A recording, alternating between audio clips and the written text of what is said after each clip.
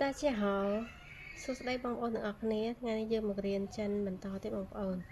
តើជើយើងទៅរៀនទាំងអស់គ្នា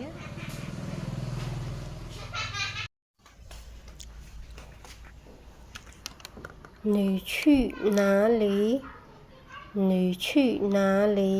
តើអ្នកទៅណា A 你去哪里你去哪里តើអ្នកទៅណា B 我去市场买菜你呢我去市场买菜你呢ខ្ញុំទៅផ្សារទិញម្ហូបចុះអ្នកវិញ A 我去买水果我去买水果ខ្ញុំទៅទិញផ្លែឈើ你卖什么菜你卖什么菜តើអ្នកទិញម្ហូបអ្វីដែរ B 我卖空心菜和牛肉我卖空心菜和牛肉ខ្ញុំទិញបន្លែឥតរកួននិងសាច់គោ你卖什么水果你卖什么水果តើអ្នកទិញផ្លែឈើអ្វីដែរ A 我卖苹果和香蕉我卖苹果和香蕉ខ្ញុំទិញផ្លែប៉ោមនិងផ្លែចេក去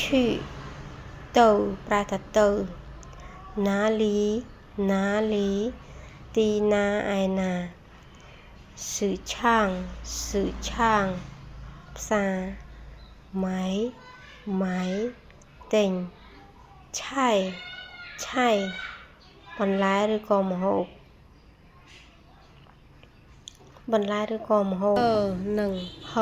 នឹងភីងគួផ្លែប៉ោមភីងគួផ្លែប៉ោមសៀងเจ้าផ្លែចេក水果ផ្លែឈើខុងស៊ីនត្រកួននីរ៉ូសាច់គោមីស្រស់ស្អាតនីហិនមីអ្នកស្រស់ស្អាតណាស់ផែវឡាំងប្រែថាស្រស់ស្អាតថាហិនផែវឡាំងនាងស្រស់ស្អាតណាស់ស្វ័យសង្ហា